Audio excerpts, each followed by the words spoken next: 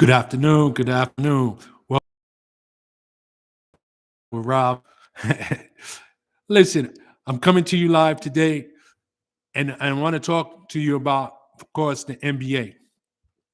And I want to start with first. I'll give you the topics. We're going to talk a little bit about the New York Knicks, my beloved team. We're going to talk about Golden State, and then we're going to talk about Curry versus Durant. The New York Knicks right now are 8-7, 8-7, and in seventh place.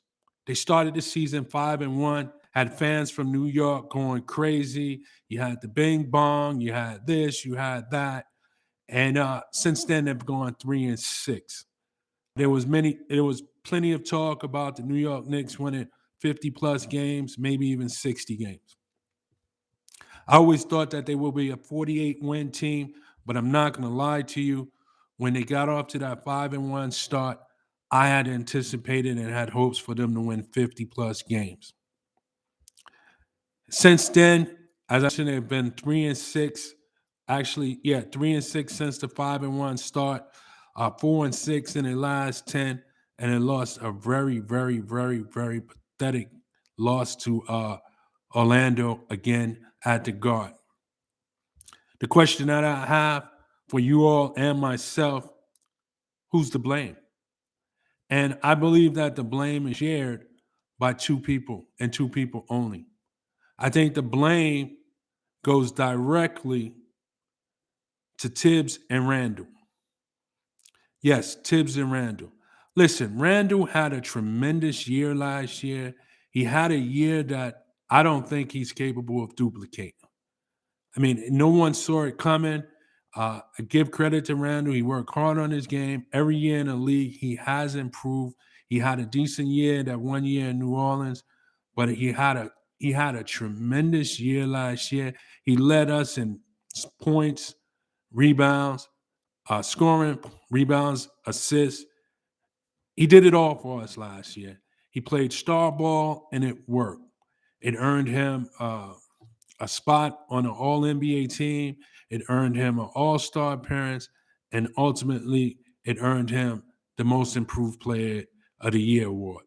With that said, he also led us to the playoffs, which we had not have been to in some time.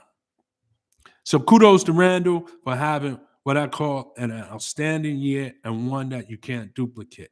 Now let's fast forward to this year, the off season. I guess the Nick Brash and just like many of us fans expected them to try to go out there and bring home some offense. They were able to acquire Evan Fournier and they were able to acquire Kemba Walker. With those on board, with those two players on board, they kept everybody else intact. They did let go Reggie Bullock, Alfred Payton, and even Frank Ntilikina. Now, Ntilikina, I had no use for him, despite what he's doing in Dallas. I really couldn't care less. He wasn't doing it at the Garden, and he wasn't going to do it at the Garden.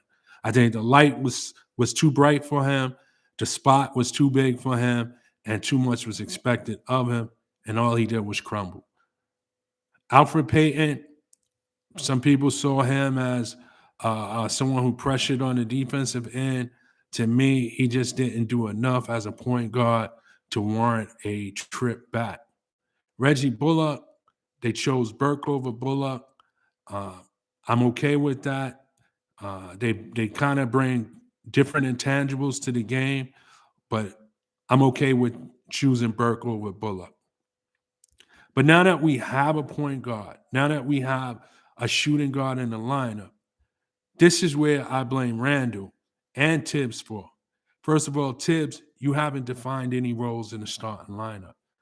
And from what I see, no matter what point guard we acquire, it looks like Randall is still going to bring the ball up, or Randall still wants to bring the ball up, or Randall still wants to play this season like he played last season. If you're going to bring in a Kemba Walker, we have to define roles. We have to define who's going to bring the ball up, Tibbs. We have to say, yeah, the ball is going to be in Walker's hands. Let's get Randall down on the post. Randall, you can operate out of the post, double team come, you can swing it out to an open man, or you can take your man off the dribble. Having Randall in the post, he's still going to warrant a double team. But the beauty of it is that Randall is pretty strong down in the post. He has a decent turnaround jump shot. He has the quickness to get around some defenders to be able to lay it up. Okay. This is where I blame Tibbs and Randall because Tibbs haven't defined the roles of what the starting lineup needs to do. Randall, to me, and this is where I pass the blame towards him, or give him a lion's share of the blame, is that he has to not only adjust to his new teammates, but also trust his new teammates. Listen, if these guys didn't have any skill sets to offer to this New York Knicks team, they wouldn't be here. And I'll repeat that. If they had no skill sets to offer to this Knicks team to better this Knicks team, they would not be here. As a result of it, we're better this season at 15 games, 8-7 than we was last year. This time last year, we was under 500. But with the season that we had, the expectations was are higher now. No one expects this to be a 500 team, although Vegas has us at 41 wins. Everybody is looking at this team being able to not only host the first round of the playoffs, but also win the first round of the playoffs. But until Randall adjusts to his teammates and trusts his new teammates, we're going to have problems. And as you can see, we're down just about every game when the second unit comes into the game. Now you have people screaming, make some adjustments in the starting lineup, put this person in. Me personally, I don't want to tinker with the second unit because the second unit is on their second season of playing with one another, and their chemistry and cohesiveness is so good, it's like they could play blindfolded right now. So why would you tinker with your strength?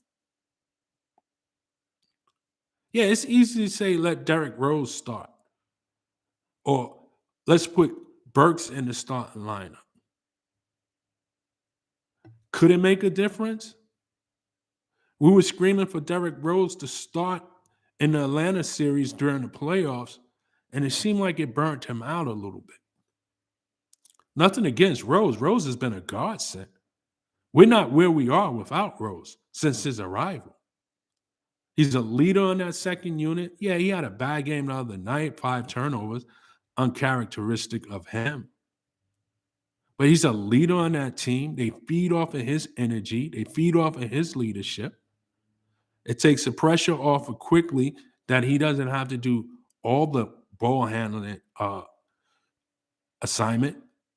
And him and Quickly and Rose play well off of one another. Not only that, looks like Obi Toppin is getting a rhythm with the two of them that maybe we don't want to switch this up at this point.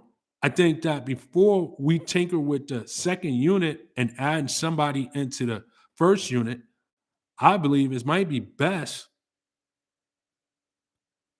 if we just define the roles. And that's where Tibbs got to come in. So, Tibbs, you get the majority of the share of the blame because you haven't defined roles. I don't want to see every time the ball is taken out after a made basket by the opposing team that not only is Kemba Walker there, but Randall is there looking for the ball. Just the other night when we lost that game, the second unit brought us back. We had a 5-point lead. Mitchell Robinson was in the game. It was going back and forth. It was really a good game. He gets hurt. We take him out. But when he was in the game, he was setting picks at the high post. He was rim running, and things was happening. Lanes was opening up. He was getting offensive rebound. We was getting second point chance opportunity. He was scoring on some of those. It was getting kicked out. We was resetting. A lot of things was happening with him in the game. And then once he got hurt, we bring in Randall, and instead of Randall filling his position filling Mitchell Robinson's role immediately, all Randall do is stand at the perimeter and looks for the ball. And as a result of it, the ball movement that we had, all that was disrupted, all that changed. There was no cutting to the basket, nothing. When Mitchell Robinson got hurt, I was screaming, bring in Sims. Because I had a feeling what took place would take place. So, Tibbs, you have to define roles on that first unit before we decide to bring somebody up in from the second unit. And I don't believe in this early. I don't.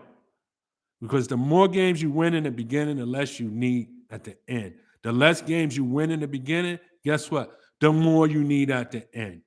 There's no part of the season more important than the next. In fact, the beginning of the season might be the most important part of the season because you develop your chemistry.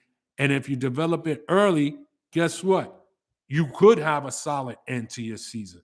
But if it takes you a long time to develop chemistry, then we're having conversations like this. And guess what? It prolongs into the season and games lost to the Orlando Magic twice on your home court should not happen. Should not happen. We have Houston tomorrow at MSG. Should be a win. It should be a win. We'll see what happens, but we'll go from there. Moving right along, Golden State. What can I say about this team that I haven't already said? These guys is 13-2. They're in first place. They won 9 of their last 10 games. And they're just moving along like a well-oiled machine. It doesn't matter who steps on the court. Doesn't matter who's in uniform. Doesn't matter who they sign to play with them. Gary Payton Jr., who have struggled to stay with a team. I don't even know if he's ever had a team that re-signed him. But God bless him for not giving up on his dream and continuing to work hard and put in the extra work. It looks like he's found a home in Golden State. I've never seen this guy any happier, and I haven't seen this guy play any better. The guy, for guys coming off the bench, he's got to lead bench players in deflections or steals. The guy is tremendous on defense. He fills the lane. His confidence is at an all-time high, and he's just playing extremely well. The future is bright for Golden State for today and for the future. Where do they go from here? Finals. I don't see them doing anything less than the finals, and quite frankly, I have them winning it all. I have them winning it all. Listen, when Klay Thompson gets back, James Wiseman gets back, all it does is strengthen the team as a whole. Whether it strengthens the starters, it strengthens the bench. You put Klay Thompson in the starting lineup, Jordan Poole goes to the bench. Or if you don't put him to the bench and Kevin Looney goes to the bench, then when Wiseman comes, he starts. Jordan Poole goes to the bench. The bench just gets stronger. The team gets deeper. And the one thing about Golden State that's so fun to watch about them is that they're not just a jump shooting team. This is a pass happy team. They love to cut back and forth. They go to the basket. They feed off of one another. They're happy with a hockey assist. And it doesn't matter who's out there, whether it's the first unit or the second unit. Their defense is among the top 5 in the league. So they're playing on both sides of the court. It's just fun to watch. I believe Steve Kerr is doing some of his best coaching job. Curry is easily MVP. The guy is averaging 29 and a half points, 6 rebounds per game, 6.5 assists. Although Draymond leads the team in assists, he averages 6.5 assists, 1.7 steals. Yes, he does have 3.2 turnovers, and sometimes he can be very careless with the ball when he's passing the ball. And sometimes, yeah, he has a problem with that from time to time. I acknowledge that, but clearly he's the MVP. Clearly, at this point, right now, 15 games into the season, he's the front runner for MVP. It's not even close. It's not even close. And I believe at the end of the season, Golden State will cut the nets. And I didn't put this in as what I was going to talk about, but the gentleman from the Four Letter Network, he said something today, or he's been saying for a couple of days, that LeBron will never win another championship as long as he's in LA. I agree with that statement because of the way the Golden State Warriors are built. The only way that LeBron and the Lakers can challenge Curry and Golden State for a finals appearance if somehow they're able to flip Westbrook for Dame. That's the only way. But if they're not able to flip Westbrook for Dame, they're not getting past Golden State for the next couple of years. And the only opportunity for LeBron to win another championship is for him to leave Los Angeles and join some other team. But I personally believe the Lakers is the end of the road for him, unless he's got a bucket list and he just wants to go play for the New York Knicks. And I'm sure they will sign him on his final year. But outside of that, he has no chance of getting past Curry and the Golden State Warriors this year, next year, or the year after, or the year after. The way the Golden State Warriors are constructed right now, including this season, they have a chance to win 2 or more chips within the next 5 seasons. And I'll repeat that. They have a chance to win 2 or more chips within the next 5 seasons. And Curry will surpass LeBron in chips. And how does that affect LeBron's GOAT status? Because he's not my GOAT. I have Jabbar as the GOAT. But that's for another topic. We'll save that for another show. But yes, Golden State is for real. And I'm here to tell you that. Golden State is for real. And they will cut down the nets this year. And they will cut down the nets once again in the upcoming 4 seasons, if not more.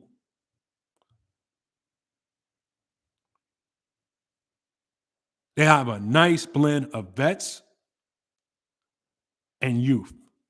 And one thing about Golden State, they never seem to have a problem signing one-year veterans to come play with them to help solidify their bench.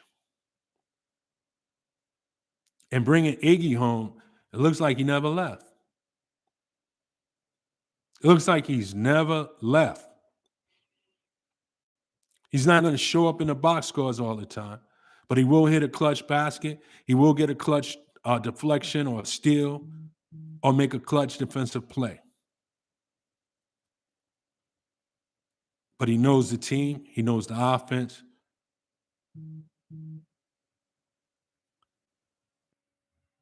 This Golden State team is for real. And before I close, I just want to talk about, sometimes we get caught up in the moment. We can all be prisoners of the moment. I think going into the season, most people was thinking Giannis is the best player in the league. And, someone might have said Kevin Durant. And I'm here to tell you, I don't know what metric system you're looking at or you're going to follow to determine who's the best player in the league. But without a doubt, in my mind, the best player in the league is Steph Curry. Yes, Steph Curry. It's a close second with Kevin Durant, but the way I measure it, I look at it like this. And these are the major categories that you have to look at. Who's the best shooter? Steph. Who's the best finisher? Steph. Who's the best free throw shooter? Steph. Who's the best scorer? Steph. Who's the better defender? Durant. Who's the better rebounder? Perhaps Durant. But Curry's averaging 6 rebounds a game. But I'll give it to Durant. Who's the best shot blocker? Durant. Who's the better passer? Curry.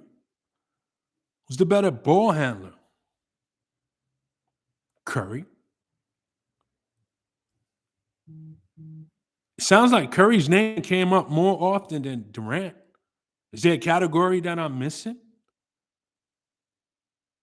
I'm not going to say who shoots better from the logo. No, no. I'm not going to say who shoots better with 2 people on them. No, that don't matter. Steph Curry is the better player. I think we're in awe of what a 7-footer or a 6'11" Kevin Durant can do. I mean, at 6'11", he plays like a shooting guard, or he has ability of a shooting guard. But you can't credit him for height. I don't think you do that. You don't penalize Curry because what he's doing is expected of someone of his size. That's the case, you give him credit for rebounding. But Curry is the better player.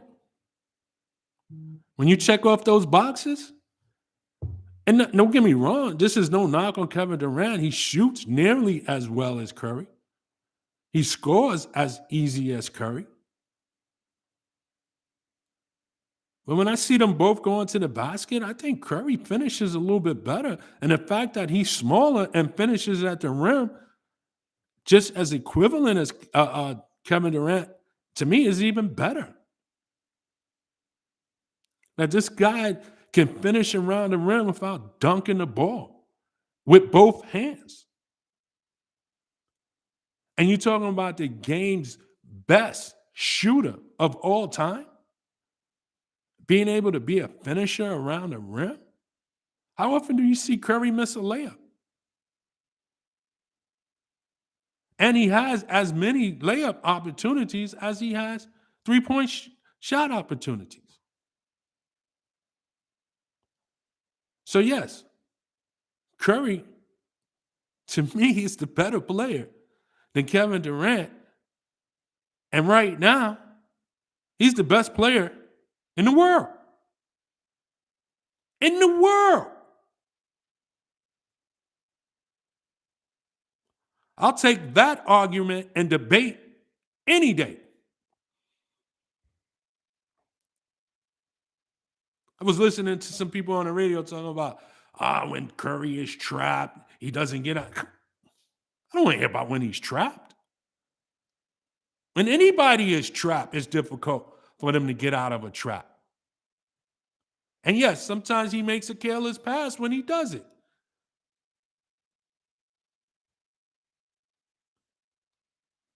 Steph Curry is the best player in the game, folks. And I'll end with that. Hey, I look forward to chopping it up with y'all sometime soon, hopefully sometime next week. To my New York Knicks, we need to get back onto some winning ways. Schedule's about to get a little bit tougher. We need some impressive wins from you. Tibbs, make the adjustment. Golden State, they getting fitted for another ring. And Durant, hey, no knock on you. You're one of the best players to play the game. It's just Curry's just slightly better. Peace and blessings. But I don't get to see y'all. Have a good Thanksgiving.